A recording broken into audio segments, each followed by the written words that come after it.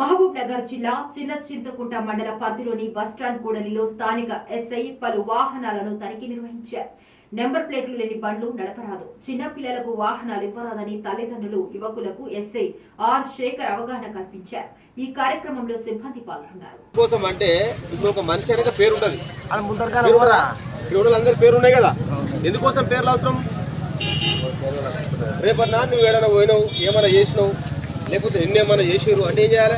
ఫలానా వ్యక్తి ఫలానా పని చేసిందంట అని అడుగుతారు, అవునా కదా? ఒక ఊర్లో పోయి పేరు చెప్తే చెప్తారు కదా. బండ్లకు కూడా మనుషులకి పేరు ఎట్లనో బండ్లకు కూడా నెంబర్లు అట్లా.